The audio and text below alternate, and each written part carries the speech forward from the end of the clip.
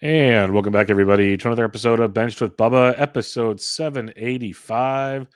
It's Tuesday. It's day one of the MLB wildcard round. Playoff season is upon us. That means regular season is done. That means fantasy baseball season is pretty much over, unless you're degenerates that do best ball for the playoffs. You're looking at me, too, so it's okay in that regard. But regular season's in the books. The Cubs have won. The Tigers have won. The Red Sox have won today. Sorry. Dodgers are up 1-0 because Shohei Ohtani hit a moonshot at 118 miles off the bat, miles per hour off the bat. So, yeah, baseball is live and well. But for the first episode of the offseason, my guest, as always, who you can find on Twitter at BreakingBen_T, we're going to do a two-part review of his main event team, his best main event team. Same thing we did last year. Episode 1, we go through the draft, like the woulda, coulda, shoulda, the roster construction, how that maybe played out throughout the season. And then next week, we will go through his fab throughout the season and to see how he dealt with maybe said roster issues or statistical issues or things along those lines to keep in his, I'll let him say what overall position he finished. But before we get to that, Mr. Ben Tidd, how are we doing, my friend? I'm doing good, Bubba. Glad to be on another show right off the bat, starting the offseason strong. But you kind of mentioned it before, the Yankees had a rough Game 1 loss to the Red Sox. So hopefully this will pick up my spirits a little bit. I hope it will too, because I think thinking of a thing that made you some extra shekels should make you feel pretty good about things. That should help cozy things over just a little bit. I would hope so. Yeah, it was game 1. Hey, you got 2 more. You're at home. You got Rodon, and then you got then Schlick could happen. Schlick could happen on Thursday, and he could be the next legend in New York before all things are said and done. So we'll see how that pans out. But before we get to, we'll talk postseason some other time. But what position overall did you finish? The team we're going to talk about finished 12th overall. It's pretty good. It's pretty good. I'll take it. It's being 4th after week 25 was surreal, and then because I hadn't been up there in a while, and then the way my team tanked in terms of hitting, it was annoying, but I can only do so much in 2 weeks. You can only do so much. So this is how the chips fell, and I'm happy with the outcome. Definitely, and I believe if I did my math correctly, I could be wrong. There's 57 leagues, correct? Main event leagues. There were 57. You're correct. So that's 855 teams. Ben finished 12th. Some good friends in the Discord. Scott Slezak finished 2nd, jumped into 2nd place over on the weekend. Dave Petroziel, I believe, finished 4th. And then there's many other friends. Todd Hoppy ended up winning the whole thing, of course. Ran away with that towards the end. But, yeah, Ryan and I felt for you in our little group chat the three of us had that you kept showing us your hitting stats. And it's like there's nothing you can do at all. You're not going to stream anything because you're not benching the guys that struggled. That was just the luck of the draw, I guess, is how that one panned out. Your pitching was up and down, but you were looking for saves, and you actually got saves. It felt like at least you had chances more often than not. So, yeah, and I again, I'm not this is 99% going to be about you, but the one league where I told you my OLAC, where I was anywhere between 2nd and 4th, like off and on for a while, it was all about hitting for me, and my hitting was so good. Streaming guys and everything got me up to 2nd.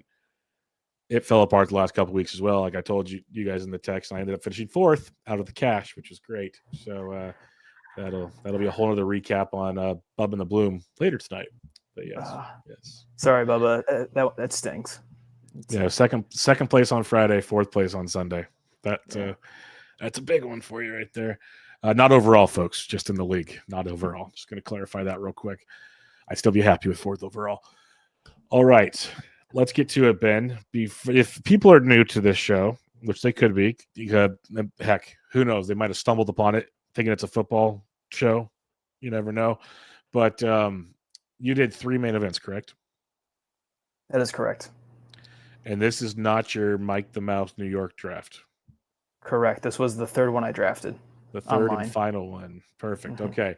So I just wanted to recap that for a few people to clarify a few things. First off, what draft slot did you have? As we'll go over this, let me pull up the old the draft board for those that are watching on the YouTube. I guess I can see it for myself. You had the 9th pick. I don't know if you can remember this far back per se, but where were you wanting to draft in this?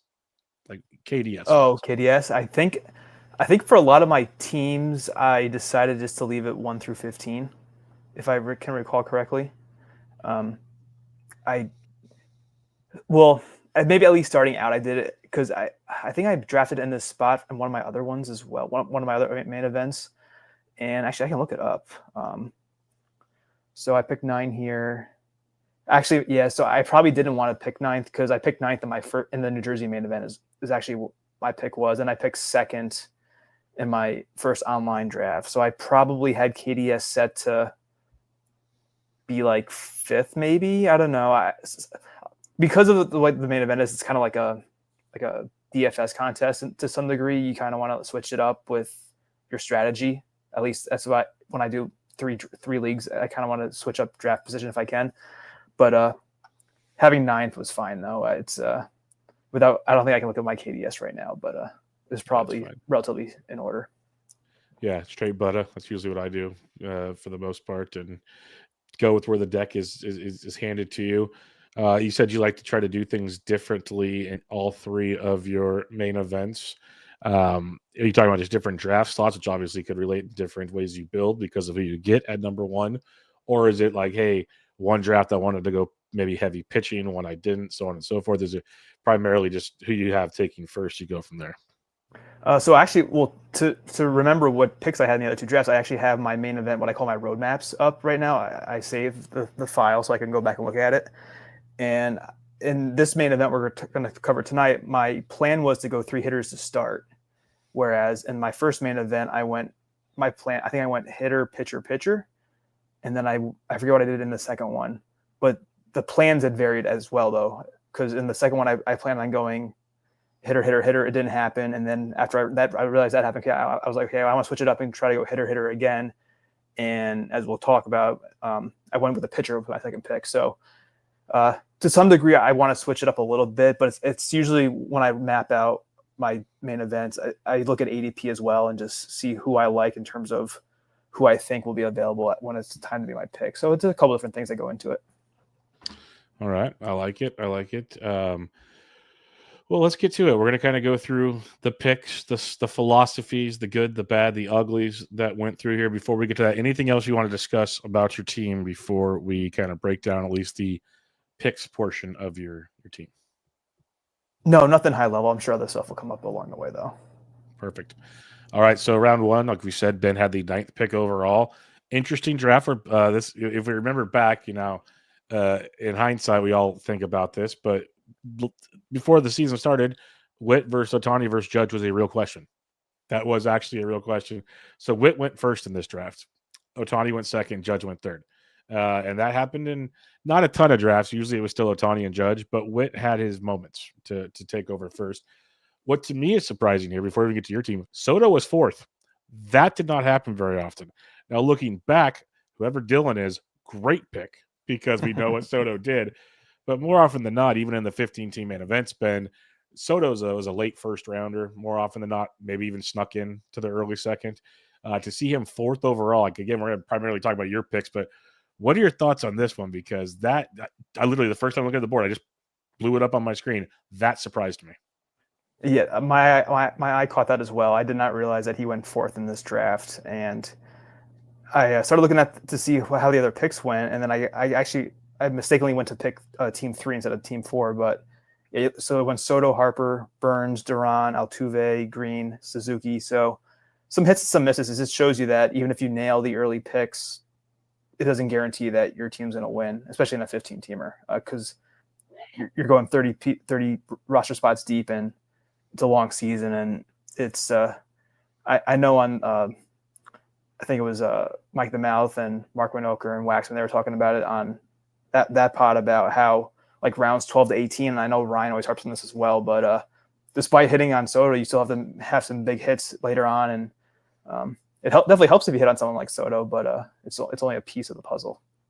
It is only a piece. He still had some good picks, but yeah, it's Burns probably got the Castellanos, Ronaldo Lopez, obviously impound, so on and so forth. We're not talking about his team though, but the Juan Soto pick at 4, like looking back at that, oof, that's absolutely amazing.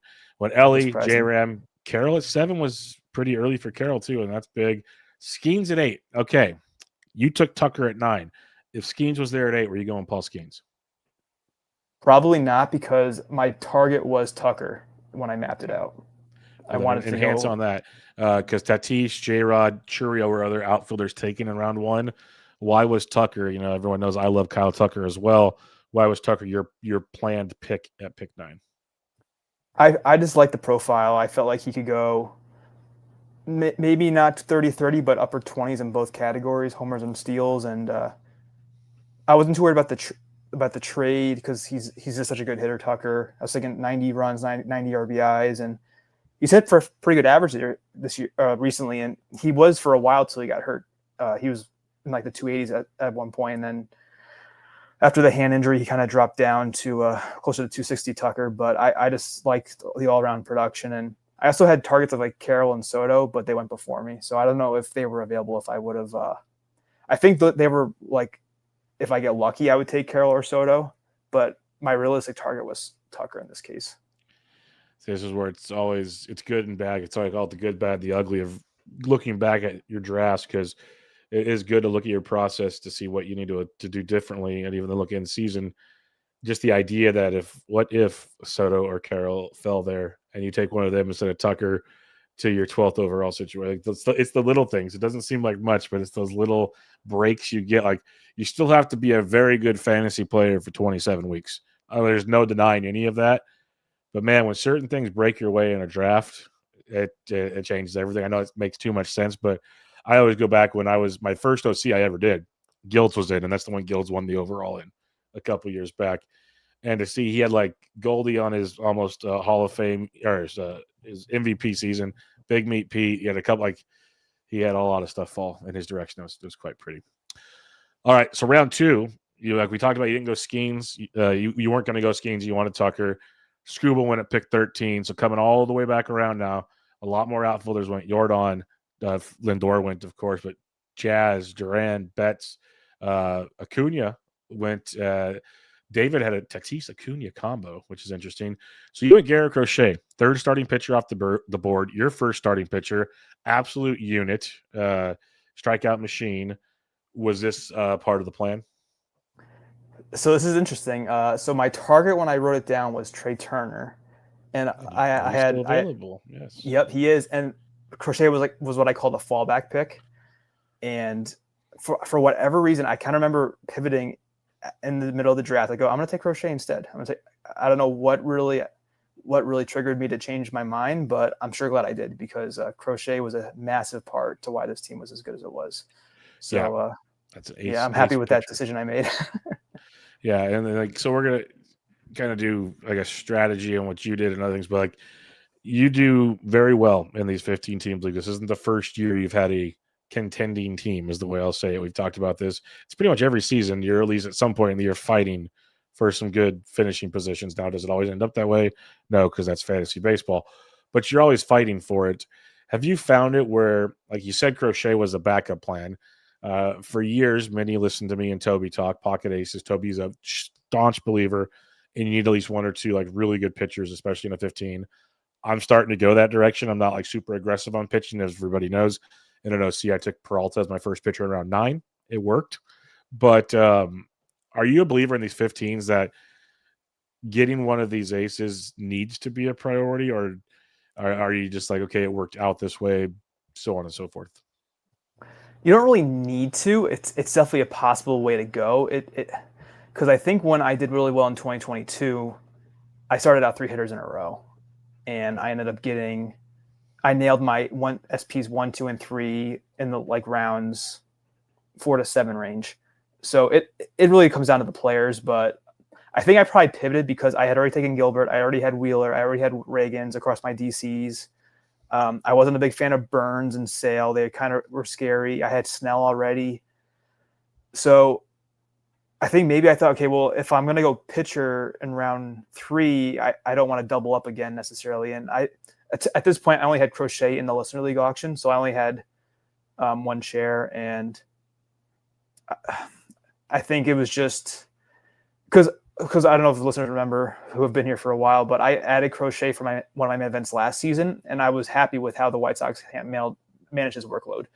I didn't because Crochet finished all of 2024, even though it was a reduced workload at the end in terms of innings per start, I felt like he had built up enough workload and he was filthy enough stuff-wise where he could – there's a good chance that as good a chance of any starter of making it through the season healthy and with elite stuff on top of it. So, and then this team also ended up being really good in strikeouts and allowed me to go 3 closers for a good stretch at the end of the year, because with Crochet as my ace, getting almost 10 Ks like pretty frequently per start, and some other pitchers with the high strikeout rate, getting those high strikeouts really is valuable early on if you can nail that. There's definitely pros and cons, because a lot of the hitters are pretty safe usually, and I'm going to review that as well, like how in terms of value, how did all the picks and all the rounds of the main event go. That'll be for the Patreon. I did that at the All-Star break, but just seeing how many pitchers busted in the second round by ADP, things like that. So I think, but with Crochet, going back to that, is just the strikeout rate was pretty hard to pass up on. Yeah, no, I'm with you. That's one thing I said going into this year. I want to focus more on getting guys with strikeouts. Now that might have hurt me in ratio categories, but it also led me to a lot of Carlos Rodon and some other guys as my SP2s and 3s that racked up a ton of Ks, and we'll see where it goes from there. You mentioned not having Crochet, having Wheeler, Gilbert, and others kind of maybe led you to this Crochet pick. I know you don't do a ton of leagues. You're not one of crazy like me and others. Do you make it a point to diversify that heavily? Like, I only want 1, maybe 2 teams with each guy on it. Yeah, and that's something I've been questioning as I think back to this year, because of how bad my other 2 main events were. It's kind of turning into like an all or nothing almost. At least that's how this year was for me in terms of my finishes in the standings amongst my 10 NFBC teams. To a degree, though, I will take some guys more. Like, I was big on Parker Meadows this year. I took Dylan Cruz on a handful of teams as well, but they were later round picks. It's just the early guys. In the first 7 rounds or so, I'll be more likely to, among my 10 teams, not draft anyone more than 3 times. No, that makes sense. You go all in, it can work out great. You can go 4 for 4 to main event, or you can spread it out and at least get 1 in the top 10. So it's kind of see where it goes in that regard. All right, so that was your second round pick. You got Tucker, Crochet. Now we'll wrap all the way around. King William ended round 2, so we got King William off the board nice and early there. Your third pick of the draft, Manny Machado. That was the third baseman off the board. A couple common success questions. You talked about safe hitters. Machado's one of the safest hitters you're going to find in baseball. Was this more of a pick of, hey, we know third base gets nasty, or did you want just that steady guy to back up your Kyle Tucker and Crochet start? So going back to my roadmap, Manny was my target at this pick. So it's probably a relatively easy pick to make. And looking back at my rank, I actually had Manny right in line with ADP. So the ADP I had at the point of when the season ended was actually no. So across all main events, Machado's ADP was 39.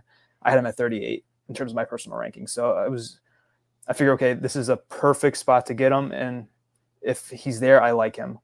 But the only thing I was debating was Devers, and he had the issues with, I think he hadn't really played yet, the shoulder injuries. Because I remember we had this debate over Devers and Machado, and I think it was mainly those 2 guys at one point.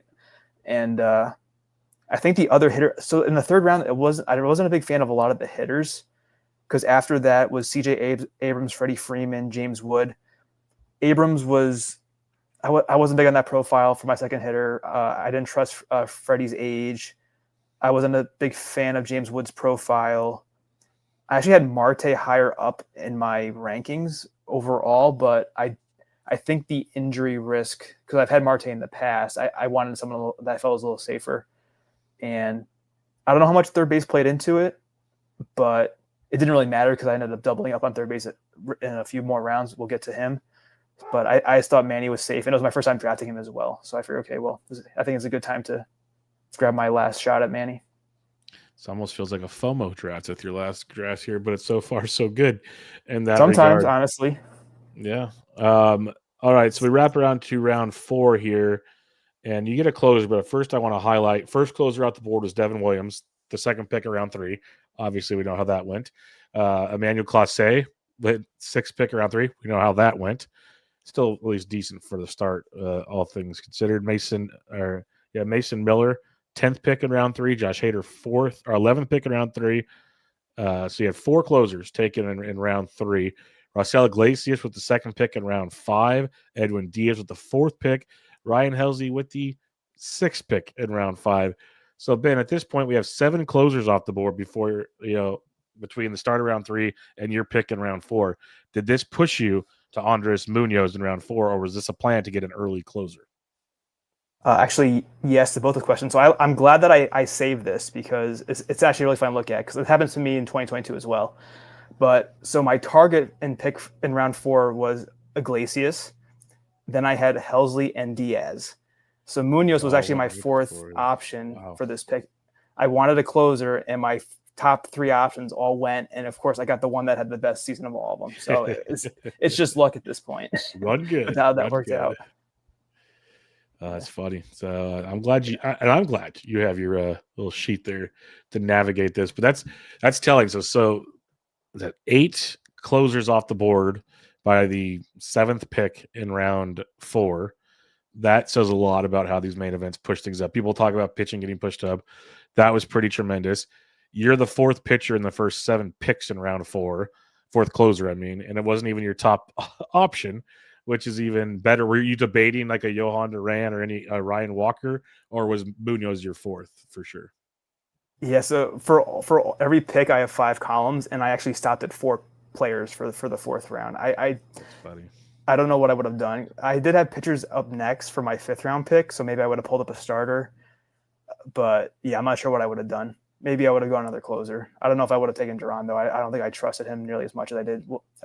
I had Munoz ahead of Duran, obviously, but I don't know if they would have been close enough where I would have taken Duran if Munoz had gone. Gotcha. All right, that takes us to round 5. You mentioned you had pitchers on your list.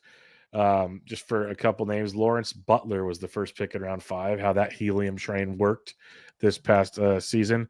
Felix Bautista, as we thought he was healthy as spring came to an end, was the 3rd pick in round 5. Yamamoto, quite the gift to be the 5th pick in round, or 6th pick in round 5. There goes Tanner Scott. With your 5th pick, the 9th pick in round 5, Ben, you got your 2nd starting pitcher, Pablo Lopez. Was he your primary target in round 5? He was not. So I was targeting Framber Valdez. Then I had a Schwellenbach ahead of Lopez, and then King. So Lopez was actually my 4th option at this point. So it's crazy too, because Valdez and Schwellenbach went like 2 picks after your Munoz pick, so they weren't even close to being an option here.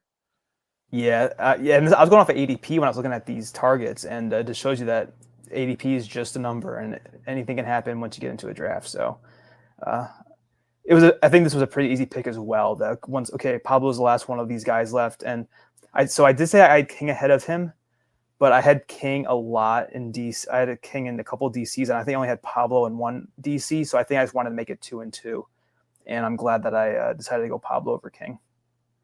Yeah, that worked out really well. Even though Pablo didn't finish the season while he was there, it worked out great because King was worth a nothing burger, and Michael King went right after you, which says a lot.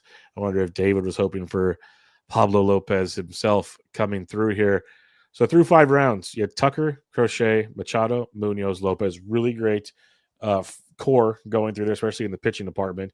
Pablo's a potential ace, so you have a couple strong things going your way. We head to round 6. This melts my heart. I don't know how he fell here, to be 100% honest, because this was a later draft season draft. This wasn't like I got Junior Caminero in like the 7th round of an OC that beat Bubba OC in February. And the helium was big with Junior Caminero, Ben. And to see him fall to you in round 6 with the 7th pick in round 6, that is outstanding. Was he a target of you, or was one of those like, oh my goodness, he's still on the board? So he was one of the names I had written down in the 6th round, but I was targeting a pitcher because I wasn't targeting a pitcher when I took Crochet. So I ended up switching my plan to go back to a hitter, and that led me to Caminero because the other guys I was identifying in the 6th round were Bybee, Joe Ryan, Bailey Ober, and even Shota Imaniga. Those are the 4 pitchers I was looking at. And then I decided, I took Crochet earlier than I was planning, so let me go with the hitter. And I was big on I was big going into the season on Caminero. I took him in my first DC, and that was basically done. Because the price went up, projections came out. I know Steamer really loved Caminero. Then the other two, the Bad X ATC, kind of brought down my excitement because they were a little more realistic with projecting a rookie to be that as good as Steamer was projecting. Because I remember there was discussion. I think maybe you and Ryan were talking about how Caminero kind of projected closer to Machado and Riley. Yep. He wasn't far off from what their projections were saying, and you're getting him so much later. So he was getting pushed up, Caminero, and I said, okay, well, I think this is a good time to get him again. And it was weird to lock up my corner at this point, but it paid off because Caminero was as valuable, if not more, than Crochet probably, based on where I got him. Yeah, Caminero, like you're going to crunch the numbers. We'll talk about a lot of that on a future show. Plus, you're right for the Patreon on some of the dollar values on some of these picks. I'd imagine, on top of my head, Caminero is at least a second round value. Just could throw it out there, if not higher. So, I know we talked about how I took him in the first round of the meatball, which started again today, by the way. I already made my first pick in round 12. Yep, we're already on the board in that one. So, Caminero in round 6 is absolutely beautiful. It also goes to show you something I know I've said it so many times. I've already said it once on this show. Lessons learned in these drafts, like I said, from the guilds, when he had Pete Alonso already and he backed it up with Goldie or vice versa, like super quick. Most people don't want to. Like you said, I already locked up my corner. Some people in their heads don't wrap, like they can't do that type thing. In the end, we just got to remember, we're building the best roster. Doesn't matter how it gets there. It's just the best roster. It just means you have to do things different throughout the draft. When you're at this point in round 6, I know you're a heavy projection guy. You usually keep track of your numbers, I'm assuming, while you draft. We talked about this, but for new listeners, trying to throw that out there. So you got Tucker, Machado, and Caminero. You got a lot of guys that have 30 home run plus power. Batting averages are pretty decent, at least for the top 2. Steals could be a question, though. Were you already making a point on your sheet? We'll get to this in the draft that, hey, I need to be maybe a little more aggressive on the steals side of things. Yes, definitely, because amongst those guys, they were projected for 30 steals total. Tucker 19, Manny 7, and then Caminero 4. That adds up to 30. So not pretty good when you need to average like 14 a player. I think maybe if you're targeting 188 or so, which is what the NFBC 80th percentile had been going into this year. And if you're not getting those steals earlier, then it's going to be tough to get them later because the players aren't as good later. So, yeah, it was definitely on my mind. And this kind of led into what I was trying to do late in the season with this main event. Got it. Britton Allen's in the chat. Hello, B&T. Started with an ace like skiing, schoolwork, crochet. Really paid off this year. It definitely did. All right, so we'll move on. That's your round 6 pick, making the turn, coming all around. You did say when you took Pablo Lopez, you had Bailey Ober, Joe Ryan, and Shoto Imanaga on your list. Well, Bailey Ober went the first pick in round 6. Joe Ryan went with the 13th pick in round 6. And then it went Aaron Nola, Freddie Peralta, still fell to round 7 and a 15. Like, I know I love him more than everybody else. It's crazy. Then hitters, Bryce Miller with the 8th pick in round 7. And look who fell to you in round. Like you mentioned, some of these picks had to be pretty easy. Like Manny Machado was the guy I planned for in round 3. You wanted Shota potentially in round 6, Ben, or 5. Like he fell to you in round 7. How easy was that button to click? I think it was super easy because the same thing happened to me in the New Jersey draft. I got Imanaga in the 8th round in that one. For whatever reason, people didn't like him in my main events. So to get him as my SP3 in the 7th, I was very happy, and it paid off. I was able to avoid Imanaga's blow up in the last start of the season, so his numbers for me were better than what his season long numbers were. And even though I think it was his hamstring he hurt or something, so he missed like a month or so. Imanaga was still super valued because his whip was so good. I think it was sub 1 for me, and if you can get a sub 1 whip as your SP3 with good volume, that's extremely helpful in the main event. Yep, no, I totally agree. And so through 7 rounds, you got Crochet, Lopez, and Imanaga like starting things out for you. That's a pretty strong core. You got Crochet's everything he brings to the table. Lopez, when you're drafting, you're expecting good ratios and usually pretty good Ks. Like he was once one of the other like almost 200K guys out there when healthy. And then you got Shota, like you mentioned, the ratios were great. Strikeouts, you never really know. But we only had one season sample, so we'll see where it goes from there. But an awesome top 3 to go with Munoz and company. But with that, 7 rounds, he's got 4 pitchers, 3 hitters. You kind of had to know that bats were coming for Big Ben Ted here. So round 8, this is like I remember when you sent me this. Like, this is a team of guys I love: Kyle Tucker, Shota Jr. Round 8, Ben's shortstop, Willie. I hit 30 home runs for the first Giants since 2004. Barry Bonds, Adames, an outstanding pick. Obviously, the first month or two, Ben, didn't feel great. Maybe the first 3 months didn't feel great. But boy, oh boy, did he get comfortable and start swinging it really well. Now, was Adames, I'm going to ask this pretty much every time, was Adames a target for you, or is it more so you're watching the shortstop landscape just dry up in this draft? You wanted Trey Turner earlier. You didn't take him. That would have been your shortstop. So I'm guessing you're looking at this board going, round before me, Bichette, Volpe went. Now, like, after him, it's Jeremy Pena, it's Xavier Edwards, Tovar, Swan. Like, things are drying up. Were you kind of pushing Adames up, or is this what you wanted here? He wasn't my go-to target at this point. I think we alluded to it before, is I didn't have many steals going into this pick.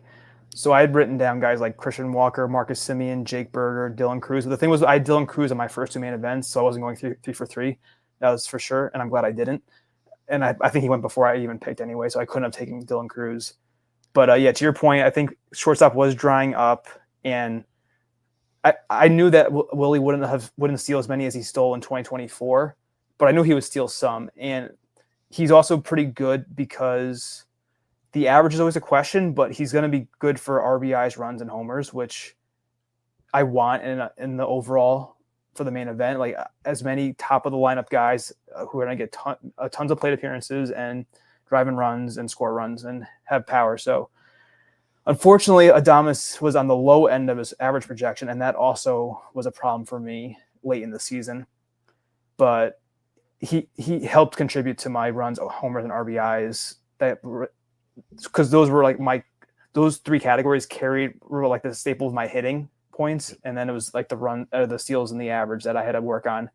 But Willie helped secure that at least. And shortstop, to your point, shortstop was starting to dry up, and I thought that, okay, well, I'm getting him where I think he's fine, because he started going out in the hundreds, Willie, I think, when drafts first started. And then at this point, it's pick 112, and I go, okay, well, I think it's a no-brainer, because he had 30 homers again, and he had double-digit steals. It was just the average that really hurt him. But so I thought it was a good time to take him.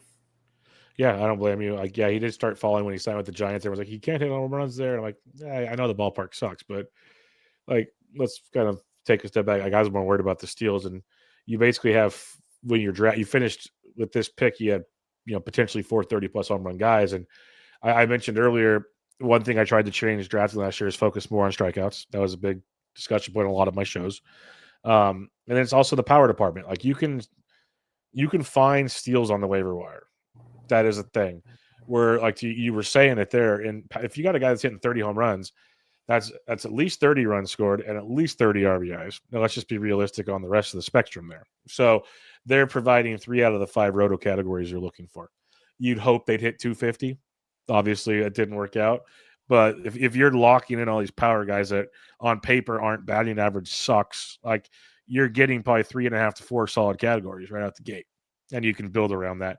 So it's another philosophy point that I always talk. I want like 5 category studs, and I still do in the early rounds. Tucker on paper, 5 category stud. But as the draft goes on, like, maybe you don't force the hand on, hey, go get this monster, instead of saying, I'm going to settle for so-and-so because they're going to provide X, Y, and Z. So I think there's a lot to be said. That's why I like these exercises here. And the Dodgers are up 4-0 as Hunter Green's getting shelled in his hometown. All right. We'll rip around to round 9 here, and Ben just adds to his power barrage here. He goes and gets Riley Green in round 9. Now, this is where my thick caveman head would never have come across this, because I'm looking at your roster, and I'm like, okay, he needs steals. Like, he's got power, fine. Power's fine. Obviously, there's never enough power. But power's fine. Riley Green does not run at all. Like, he's not going to run for you. And his average is always, there's questions there. He hit really well this year, so that helps. Was he a target for you in round 9? Round 9, I actually, so I had Kenley Jansen as my target in 9, Tyler McGill, and then Green was my third target. And I'm assuming that Jansen and McGill both went before They I went got to this 8. pick. Yep, they went towards the end of round 8. Yep. And I needed hitting still, so I said, okay, well, I'll take Riley Green. It was my only time I drafted Riley Green the entire season. And it paid off. But I was talking to the Gills with this, and it's with Green. I remember him being a prospect that had a ton of speed, and he doesn't steal. So I don't know. And I remember looking. I think he projected almost identically to Brian Reynolds, Riley Green, and That's I thought, a horrible okay, projection. it's a safe projection though, and it has upside true. because Riley Green's like 24 or 25 now, whereas Reynolds is like almost 30. Which is crazy because the safe projection is probably what got you to like it more because that's your style right there. Yeah. So I have it up and up. Green was projected for 80 runs, 21 homers, 73 RBIs, 6 steals, 265 average. So he has some steals. Maybe he has the speed for more. But going back to what I said about, I think my Willie discussion, Riley Green, you're getting a top 3 hitter, top 4 hitter at this late in the draft in the main event. That's huge to get that many plate appearances, and especially with what I thought was a good hitter too, with upside. And it paid off, even though his average struggled at the end, Green, so it didn't really help me chasing top 10. But without him, I wouldn't have been as high as I was either. I don't think so. It ended up working out.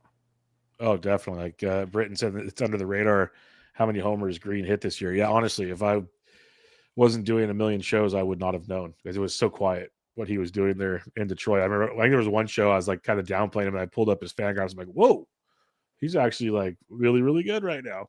It was crazy to see what Riley Green was up to. And then in round 10, you got some steals. You got the GOAT, Mr. Randy Rosarena, just write down 2020 and hope he hits 240.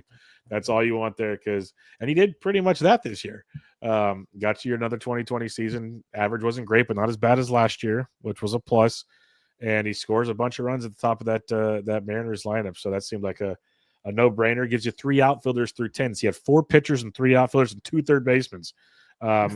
You can talk on the Rosarena pick if you'd like, and how are you feeling after the first third of your draft, where it's an interesting balance compared to a lot of other drafts. Yeah, I definitely needed steals. You mentioned it. I think Randy had 30, if not close to it, so that was huge. Yeah. And his average was 250 at one point, which I would have been so happy with. And then, of course, he slumped in the last 2 weeks, like my entire team did. And I think he was like in the 230s. So it was so close to being such a good season. I mean, it was still a great bounce back, but it could have been a little bit better. And but a 10th round Randy, based on when he's going 30-30 almost, that's huge. And that's like a kind of pick you have to make noise in the overall. I think you have to get like a early round pick, not in the early rounds. And the outfield I didn't really mind because I remember there was always debate about, okay, outfield drops off because of the platoons, and I was cool getting my third outfielder now because of some other targets that I had at other positions later. Probably like post pick 200. Agreed. Randy went 27-31 with a 238 average. So that gives you almost 5 guys with 30 home run power. That's pretty good. For 6 guys with 30 home run power. That's pretty impressive when we get rocking and rolling. All right. So as we scroll down the board here, your round 11 pick. I remember you just sweating over this pick, like via text message. Like not even in this draft. Like this is a guy you liked a lot coming into draft season, and we would go back and forth on: is he actually the closer? Do you want him on this team? Is it worth the pick? So on and so forth. Well, right before this, there's 2 closers taken in round 11: Pete Fairbanks and Carlos Estevez. First, before we say who you took, were these of interest to you? Would you have taken either one of them over your pick? It was Fairbanks, and who else was it? It was Carlos Estevez. No, I did not have them written down, I don't believe. Okay, so the pick that Ben went with in round 11 for his second closer, which now you remember, folks, this is a 15-team main event where pitching gets pushed up. That was one thing where Ben would be texting like, okay, I'm taking all these hitters, but I'm getting hosed because like these close, like there's a reason he wanted Kenley at one time. Like these guys were on McGill because it's the tier drop offs that if people remember the preseason shows that Ben and I did and me and Ryan did, there's tiers to these closers. That Kenley McGill tier, there's a big drop after that one. And that's where he's sitting at right now. And if he didn't get Justin Martinez with his pick in round 11, that drop off's even worse coming up after that. So what are your thoughts on this? And we'll obviously talk more about this in the Fab show, but already knowing in our heads, his second closer is Justin Martinez, and we know how that story ended. It goes to show you, I guess if you're short on saves, that's at least something you can address later on. It is. I always say in my brief time in the main event, I'd rather be short in steals and saves than any other category, because they're the most obvious, I think, in free agency to pick up. Like a closer is very cut and dry. You can always guess wrong. There's it feel like a Robert Garcia situation, but I don't want to pay up for my RP2 if I can avoid it. And even with my RP1, I waited for round 4 or 5 for Munoz, so I wouldn't go round 2 or 3 for a closer. But yeah, even just watching Martinez pitch, he's just filthy, and it's just unfortunate that because of how filthy is, he hurt himself. So, and I had him on a couple DCs, Justin Martinez, but I didn't have him down because your point, how I mentioned before, I wanted my RP2 in round 9, and at this point I just had to pivot and say, okay, I'll take him again, just because I think the stuff's nasty, and at least in the main event, if he does get hurt or doesn't have the job, I can always fab someone, and that's exactly what I did. So this is like my first big miss, I think, but it's at a point in a position where I could afford to miss. Yep. Yes, definitely a position you can afford to miss. In round 12, you came with a second baseman, a guy that you've always liked way more than me. And not anymore. It was a rough season with injuries and just production, but I think more so injuries. But Ben went with Audrey Jimenez in round 12. Again, here we go. You can fix things as you draft. Was this primarily, hey, it's a second baseman with speed? Yep. He was protected for almost 30 steals, and I needed steals. And I had a lot of power tier, like you were saying, so I could afford to have a guy who's projects for fewer than 15 homers. Now, Bryson Stott went 4 picks later. Was that ever a consideration? Let's see how I had this. This is what, round 12? So at this point, I kind of stopped identifying targets because I think at this point I was so used to drafting that I figured I'd be fine. But if I go to my rankings, I believe I had – they're pretty close to back-to-back. I think I had – where is it? There's Nico. So in my rankings, I had them back-to-back, and I had Jimenez ahead of Stott. Okay. So, yeah, I missed on that one. I would have much rather had Stott, and my season would have been marginally better if I had Stott, I think. So, oh well. Yeah, no, this is always, armchair quarterback over here. Stott goes 4 picks later. 2 rounds later, Jackson Holiday. 4 rounds later, Nico Horner. Tis fantasy baseball. Bryce Terang went like 8 picks before him. Like if Bryce Terang would have fell, would you have gone Terang over Jimenez? No, I was avoiding Terang. Okay. I had him after both those guys. I mean, honestly, so I feel like Terang's ADP dropped because so in my overall, I had Jimenez 158, Stott 159. Then I had randomly Sandy between those guys, and then I had Terang at 161. Terang was his ADP was 161. So towards the end of draft season, he was dealing with like a minor arm injury that they kept saying he'll be ready for opening day, but people were like, "What?" Like it was so fuzzy what was going on with him. Obviously, he turned out to be okay. Yeah, it would have been a great pick if I took that. No, I love what because you went heavy hitting like we talked about, minus your closer Martinez. So it's like, okay, let's get back on the wagon. We got Crochet, we got Pablo, we got Shota. To double tap what you did in round 13 and 14. Again, I'm going to emphasize 15-team draft, so pitching's going crazy. To have Jesus Luzardo, who I loved for his price tag all draft season, I know you did as well, and Nick Lodolo, back-to-back in 13 and 14. Obviously, we can look at how they finished the season, and it helped. But just in, I would have loved that leaving the draft at that point in time. Were these targets yours, or were there some other pitchers that went that kind of skewed this? Yeah, so I mentioned how I kind of stopped adding targets after round 11, but I added Lodolo on an island. Round 13 was my target because it was a FOMO pick. I hadn't gotten him yet, and I love Nick Lodolo last year. He killed me because of that one blow-up start that ruined my one-man event. But I've said I still like the skills, and I don't have him on any teams. I'm going to take him one time. So I made a point to make sure I got him. And I played ADP chicken because I like Luzardo as well. I had him in a DC. I got him in my home league. So I had Luzardo on a few teams. But, this is kind of strikeouts. And you guys were talking about lefties all year. So at this point, I now have 4 lefty starters.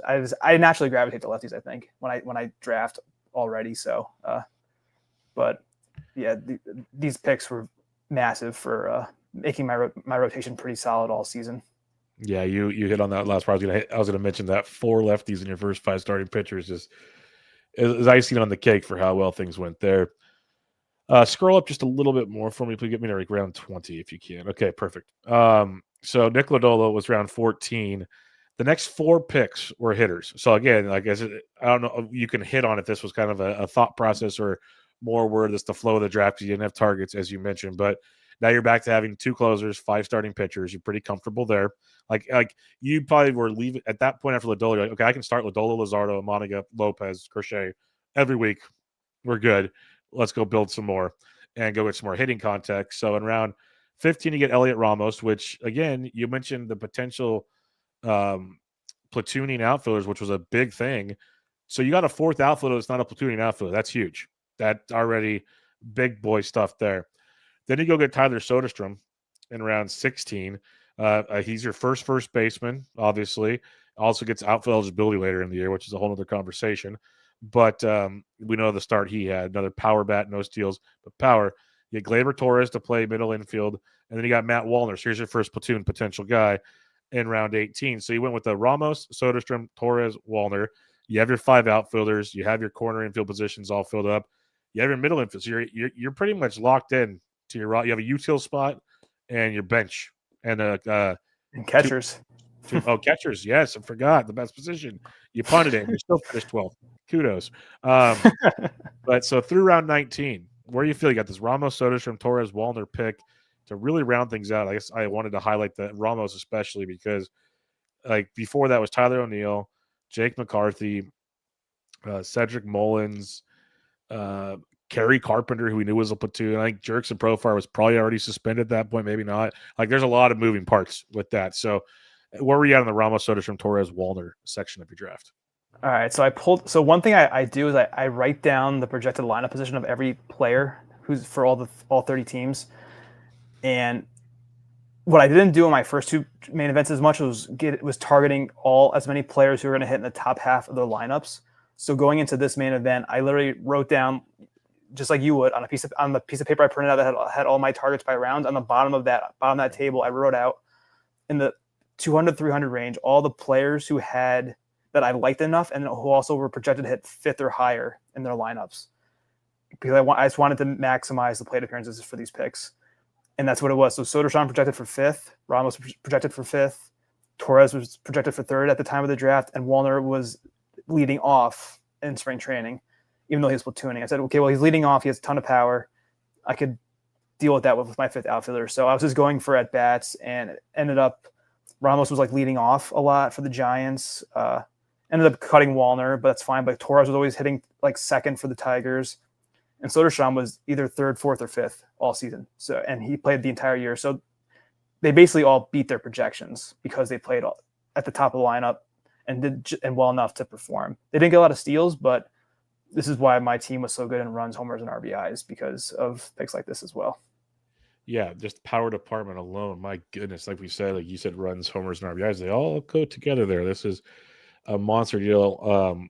Obviously, I have some questions here that I'll save for the fab part with like Wallner and some other guys as injuries and whatnot took place there. But at the point of round 18, you're sitting real pretty here, and it takes us to the back end of the draft now.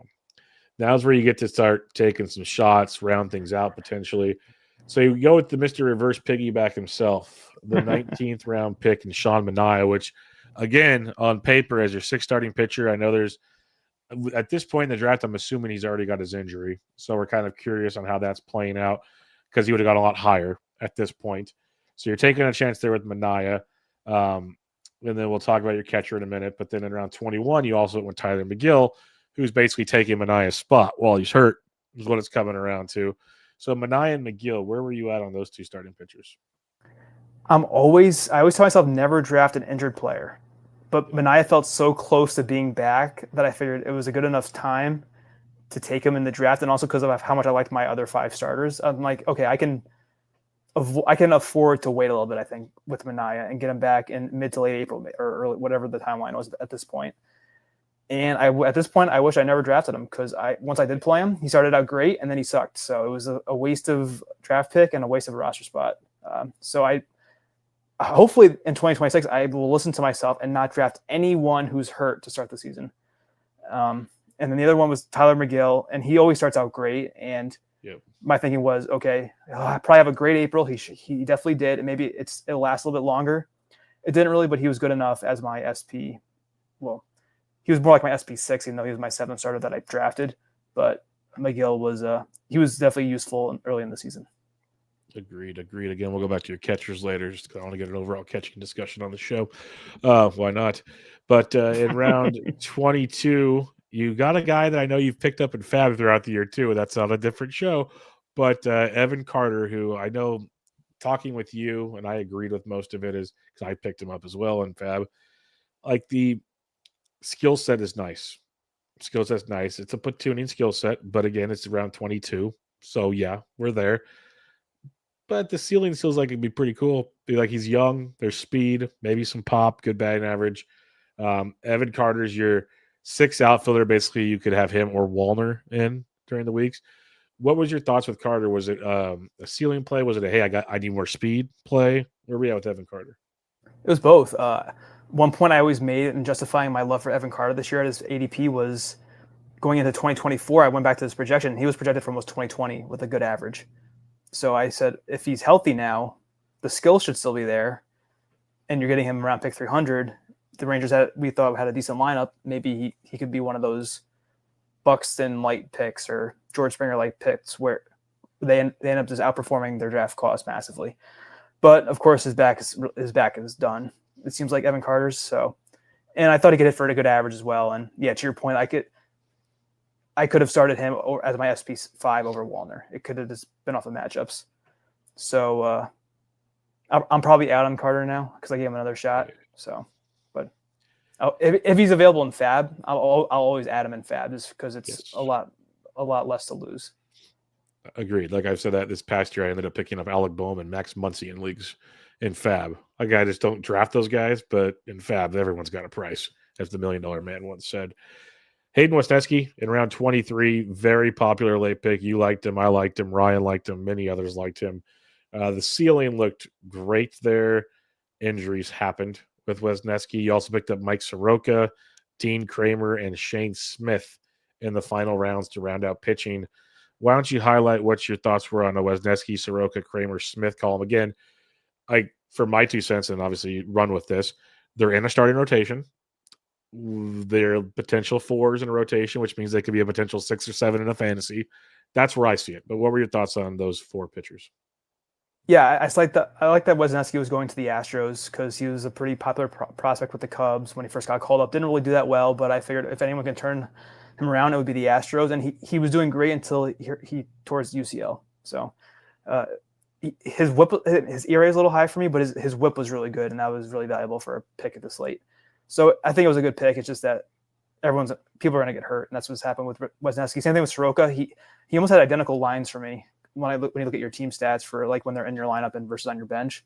Soroka had a little bit of a high ERA, but his whip was always really good, and that's why I was confident starting him because I'm like, if his whip is going to be this good, it should mean that he should be better ERA wise going forward. And then he's had the shoulder injury or whatever it was, and he kind of like with Wesneski, but Soroka had success. I think he tore his Achilles twice or something like that, so he was out for a while when he was with the Braves. And I figured just take a shot on him, and it was a good pick at this point in the draft.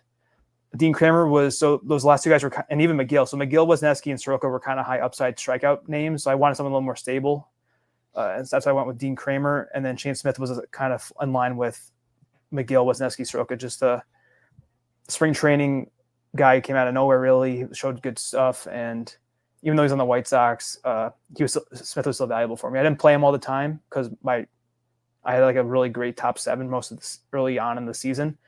But when I did play Smith, he had good stats for me, so it ended up paying off. Yeah, and one thing I'm just doing a 30,000 foot view of this back 10 rounds. A lot of the pitching taken, not all, but a lot were like, hey, they're young guy chances. They're a lot of shot in the dark guys. Where you, at least like I said, you have guys are going to be 4th or 5th, like they're locked in, and you can run their easy drops if need be and go that direction. you seem to take your chances with a couple players. We'll talk about it in a minute, but potentially your pick of the draft, potentially in round 24, was Mr. Rice Baby himself, Ben Rice. And I say that because every time Ben Rice hit a home run and sometimes just did cool things, the Rice Baby gif would show up in the Discord. And it got to the point now when a home run would take place, people would tag Ben and go, "Hey, Ben." And that was pretty much it. It was like the bat signal. Like, Ben, you're up. Like, let's go. You're slacking over Literally. and so for many reasons. A, because you're the big Ben Rice fan. B, he was awesome this year. C, he eventually got catcher's eligibility, which will lead me into catching after this. So where were you at on this Ben Rice? Is this I'm a Yankees fan. I know he's good. He should get because I didn't really know how to feel about him in draft season. Right. And later on, so if you're watching on YouTube and Bubba, you can see it. So in the same round, the other first baseman who went after this was Spencer Torkelson. So I was between Rice and Torkelson for this pick.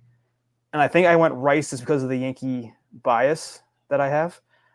And early on in the year, I was so it seemed like it was great that I went with Rice in April, and then he kind of cooled down, and then Torkelson just kept going. I'm like, I think I made the wrong call.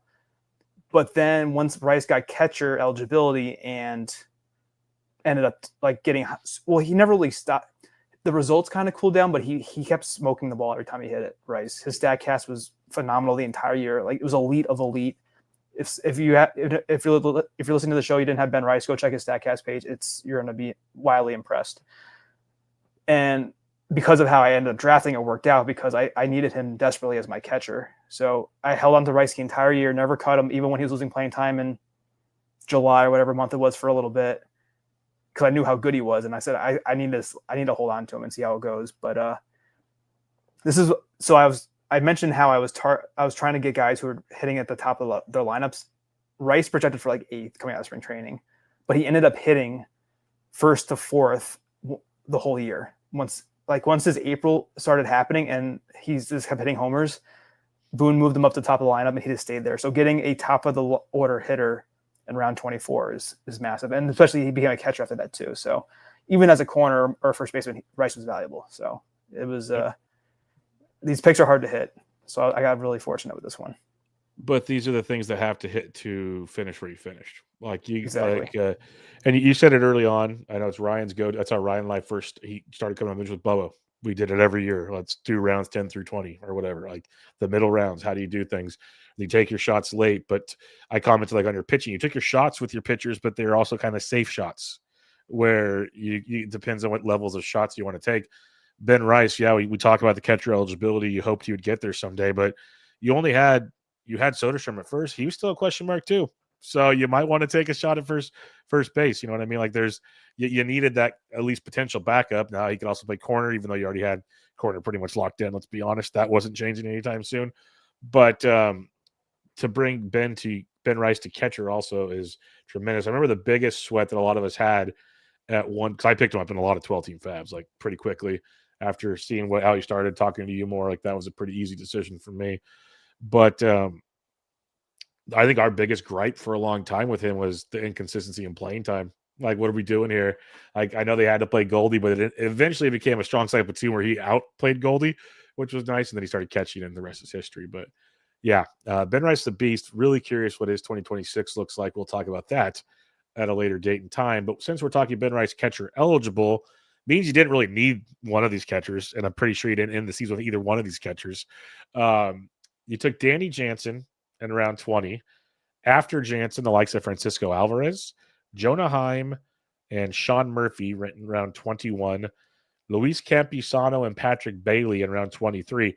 I'm just saying those so people understand with the level of catcher that's not out there right now at this point in the draft. So there's punting catchers in the 12. You can survive. Punting catchers in the 15. You need to accept that it's going to be nasty and you might be streaming off and on throughout the season.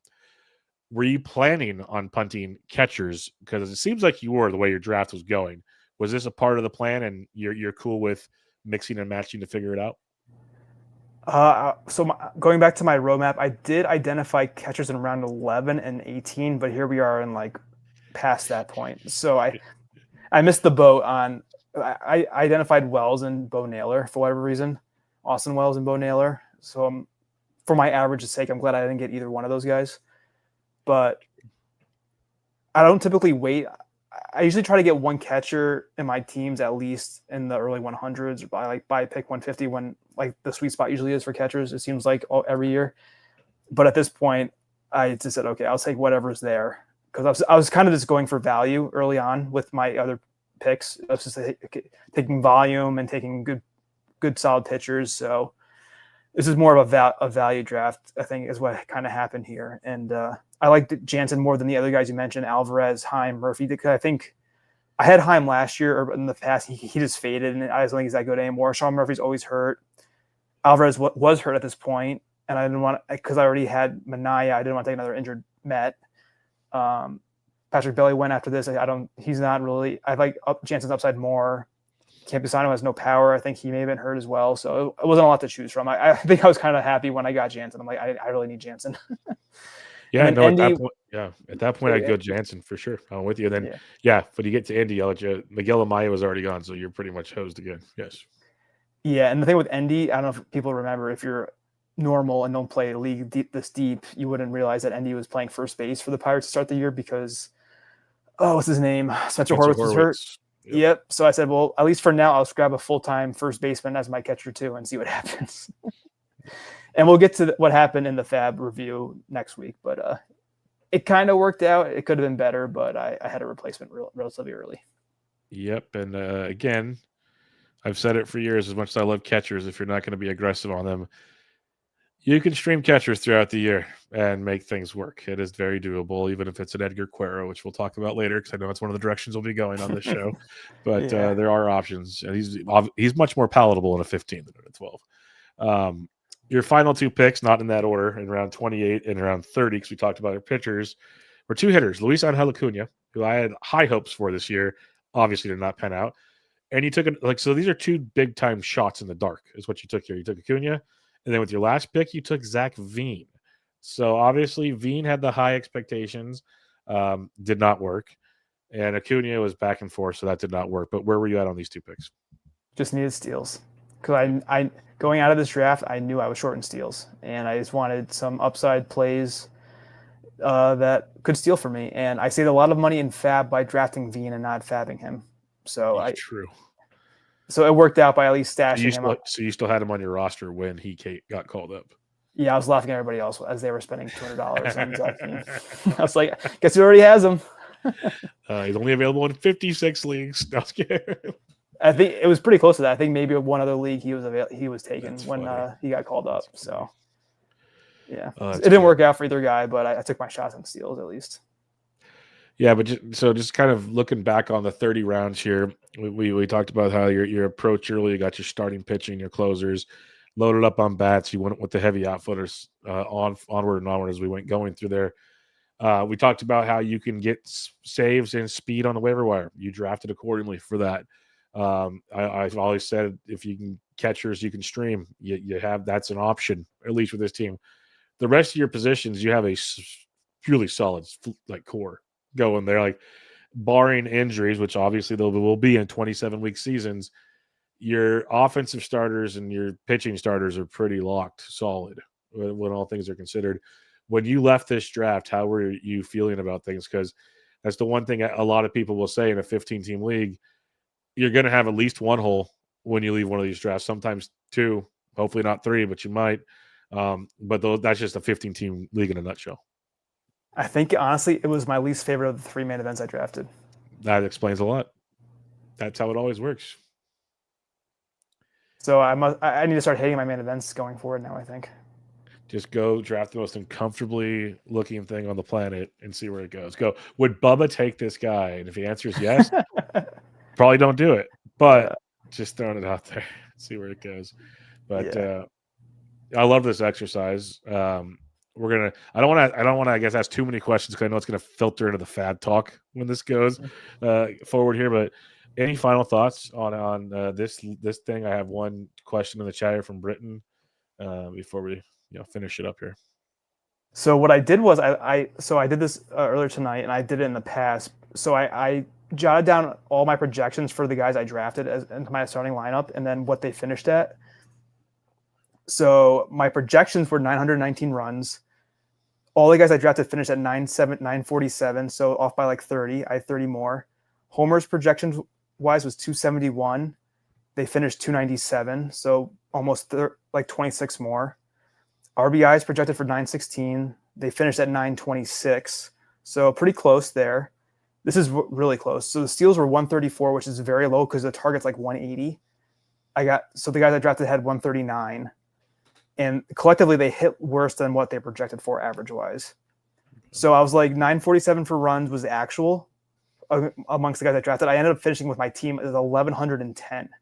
Ooh. So I gained 150 more at least runs by fabbing and this fabbing. So I'm learning that the draft is important, but it's not everything. And the guys I drafted, they had 297 homers. I said I ended up with 324 for my team. 920. This is a big gap as well. 926 RBIs, 1,084.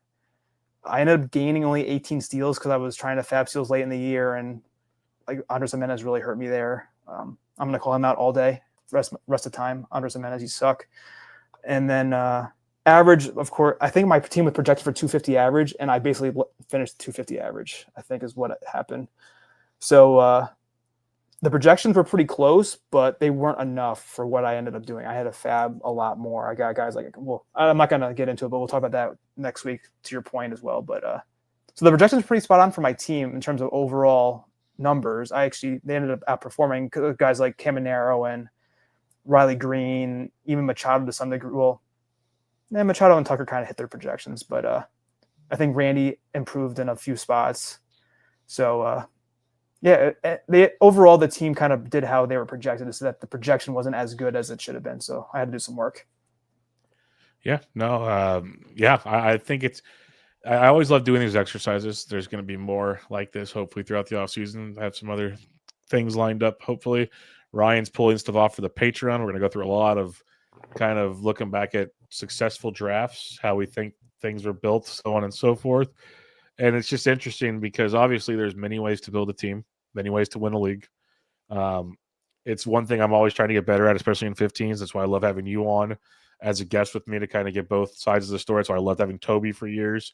I love going like your success, the way you draft, because you are I hate saying the word, you're a safer drafter. That's not fair, I think, but it's kind of the philosophy, like your floors plays, which is something I always try to wrap my head around. I told you, like I said, like I want to fill my roster. I don't need to do this or that. And maybe that's not the case type thing. So that's why I love these exercises to kind of run through it, especially, why it's still kind of fresh. It's been 27 weeks, so it's not that fresh, but it's still fresh. If we waited until March, maybe mindset somewhere else.